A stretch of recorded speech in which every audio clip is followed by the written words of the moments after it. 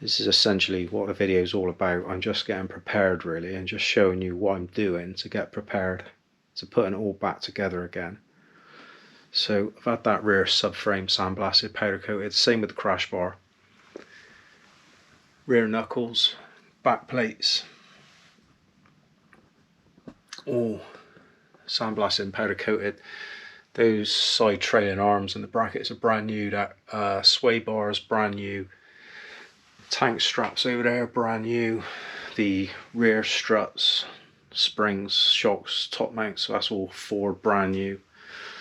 The fuel filler neck I've cleaned up, treated myself, painted. Same with the crash bar brackets, look. So yeah, that's that. But as you can see, it's all going on. But I love it, I enjoy it. I'm loving it out here. So this is a good example. I was looking for these. This is the exhaust gaskets where the flexes bolt onto the exhaust system. I was struggling to find these, and it wasn't until I was chatting to one of the lads on the group. He said Autodoc, so I've got an Autodoc. Sure enough, there they are. So yeah, thank you very much, whoever that was. I can't quite remember off the top of my head, but yeah, thanks very much. That was a big help. All these brackets, look, I've cleaned up myself. There's a fuel filter bracket. There's exhaust hanger brackets. Again, all been rust treated. All these bolts and brackets have been in the rust bath. These camber bolts, they can be a little bit of an issue. Not to find them, you can actually get them, but they're 18 quid a pop, believe it or not, from Ford, just for the bolt, not for the washer and the nut. So you've got a funny shaped washer there, look, because you've got a groove in that bolt, which, you know, it's like offset, so it gives you the adjustment. So 18 quid just for the bolt, so that's 36 quid, not including the nuts and the two washers. So I managed to salvage those off of another subframe, so they were in decent condition, so I'm happy with that. The other bolts on the other side of the subframe, which are the non-adjustment ones, a straight bolt. You can't get them anymore from Ford. They just, I could look everywhere, I couldn't find them. But again, I was asking the lads on the group, and they sort of gave me a few suggestions, and sure enough, I found these off eBay. So the thing with these bolts, these suspension bolts, is they're high tensile, 10.9. So, you know, you really need to be putting those back. If Ford have manufactured this car or assembled this car with high tensile bolts, you really need to be putting the same back. There's no point putting 8.8s back. So that's what they are. They're a specific length, and they got a specific thread length, and also the nylock nuts as well.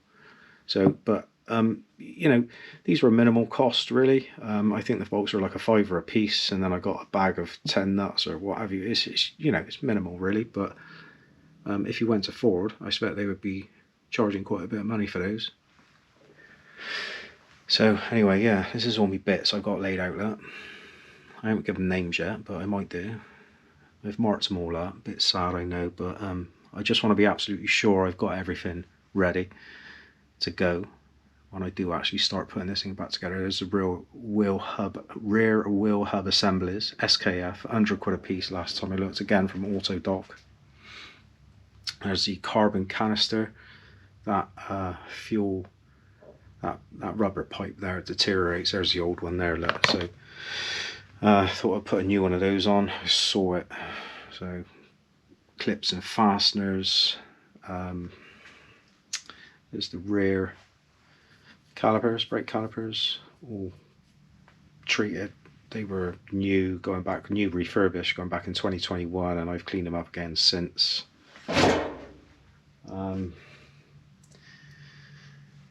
The fuel pump assembly from Ford, I saw this, get this, right, I saw them on one website, 790 odd quid they want for that thing. There's an old one there, that's the one off the car. So you can just change the motor, which is that bit there, that's the actual pump, that's the motor and the pumps. So that's what that is in the box, and that's what I'm going to do. That cost me about 100 quid. 340 litres per hour, the upgraded one, and that's good for about 500 brake. So yeah, that'd be nice, wouldn't it? But anyway, yeah, that'd be another video, because there's quite a bit of detail in there I want to get across to you guys. So yeah, the subframe, the old one, is there. I will be keeping this one. So these are the bolts I'm talking about. So these are the straight bolts. Sorry, that's the camber bolts there on that side. That's the straight bolts there. That's the ones I was struggling to find. This is the camber bolts with the adjustment nut. Yeah, 36 quid for the 2 bolts you'd be paying for those off of Ford. But you've got to get the washers and the nuts as well then after that, so be prepared. Yeah, get yourself lubed up. The other reason for changing this subframe is the bushes. So again, when I put that new subframe in, I'll be putting standard bushes in those, so I'll do a separate video on that again, because there's a little bit of detail on that I want to get across, i.e. how not to bend the subframe. So with the bush removal tool, I don't know if you can see it there, but I've actually bent that subframe slightly. Just there, look, where the tool sits, I've actually pulled that bush in too aggressively, and I've got a bit of a raised edge there. Don't know if you can see it really, but yeah, it's probably fine, to be honest with you. It's just me being, you know, but yeah, I got a new subframe, so I'll be doing the bushes and that on that. So that, again, another video. Underneath the car, yeah, so underneath the car the heat shields have gone on,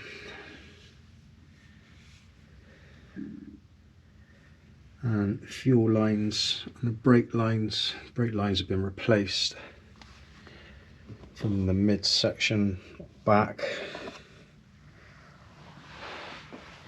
But a couple of little things I found which I wanted to point out. So these fixings on the heat shields, that aluminium heat shield corrodes quite badly underneath those nuts.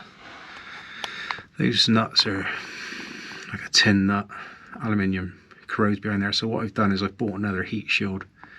I've cut out squares and put a hole in it, fitted that over the top, new nuts, new tin nuts, and soaked it all in Dynex S50, the cavity wax, which goes hard after a while. But these little coarse thread studs that are underneath the car, there's one there, look, just there. So when you paint them, because like I say, you know, I was a bit concerned about the corrosion on those, because pretty much every one of them that's been used, i.e., you know, had a fixing on it or had a bracket on it, is started to corrode. So I've cleaned the corrosion off, painted it, but where you paint it, you lose the thread a little bit, you know. The thread's still there. What I'm trying to say is you lose the edges of the thread, so whatever you're screwing onto it, whether it's a plastic or, you know, you're either going to take the paint off, which will expose the bare steel, or the plastic bracket's not going to attach so well. It's not going to hold firm on there. So there's another one there, look. just there. And the same all around the car. These brackets here, they're all on these studs that are welded on. And if you see my other video, this area here was particularly bad. There's corrosion here and pitting, and I'm convinced it started from there.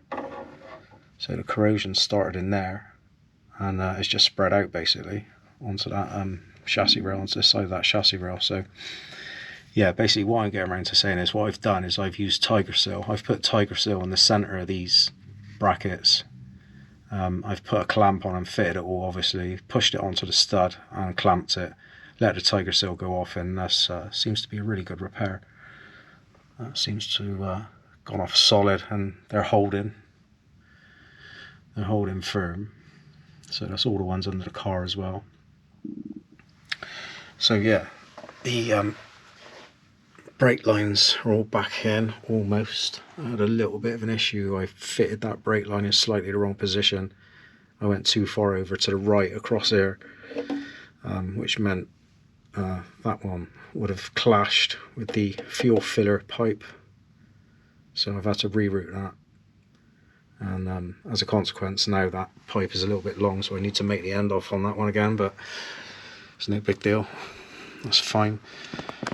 Again, the brake pipe brackets that I was talking about, they've been taken off. They weren't that bad actually, to be fair. I could have got away with leaving them on, if I'm honest, but anyway, took them off, cleaned them up, painted, re-riveted them back on. I just want to have a look really, see what they were like underneath. So yeah, that was that. So the job went on from the rear to the midsection, and it's also gone on the rear to the very rear, the back. So first of all, these grommets in the boot, so the holes that the grommets fit into, there's a lip on the underside of the car. They corrode, they go a bit rusty. So I cleaned those up. I pushed the grommets up into the boot space, and while I cleaned up that lip, so I'm just going around and putting everything back now, get it painted like you see there. Look. One there. There's a few, to be honest. So yeah, that's that done. Another little job I've done is, like I said, I've had the crash bar off and the crash bar brackets. So in doing so, you give yourself a good look into those chassis rails. Hang on 2 secs.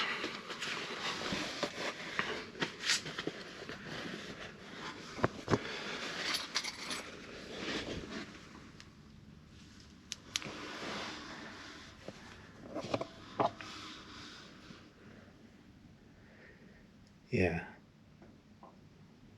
so for me,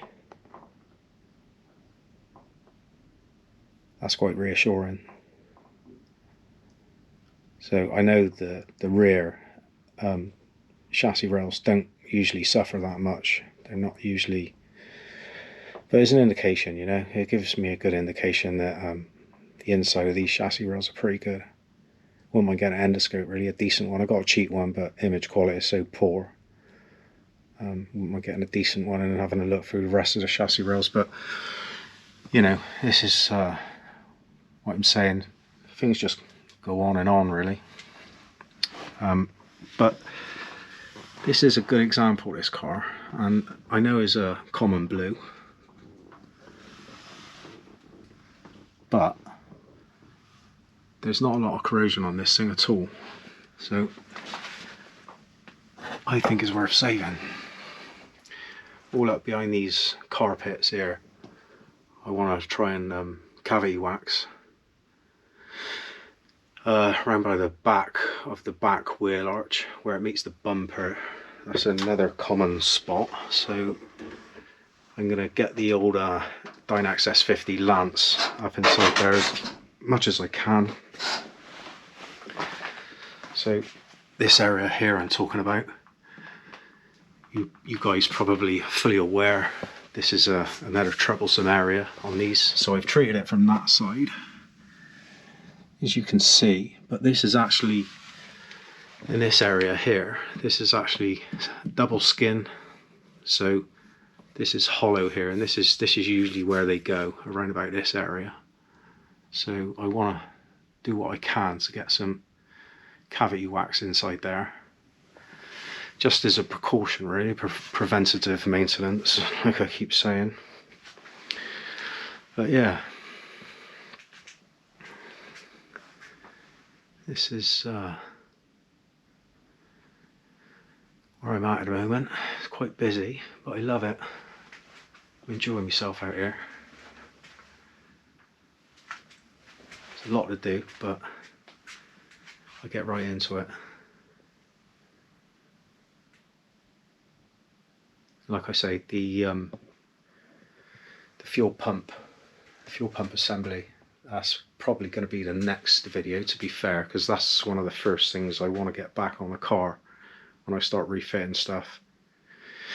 Upgrade a fuel pump in the fuel pump assembly, get it into the tank, get it all wired up. There's a little bit of discussion, there's a little bit of uncertainty as to the wiring, typical unicorn fashion, with the fuel pump. So apparently there's reverse polarity on the wires on the pos and neg. I've noticed the pos and neg is actually identified in reverse originally. So the positive terminal was actually black, a black cable going to it, and the negative terminal was actually a red cable going to it. So I don't know, work that one out. It's typical unicorn fashion, just to confuse us all. But yeah, that'll be the next video. But for now, guys, that's going to be it. I hope you enjoyed this. Hope it was helpful to somebody. And yeah, see you in the next one. Cheers.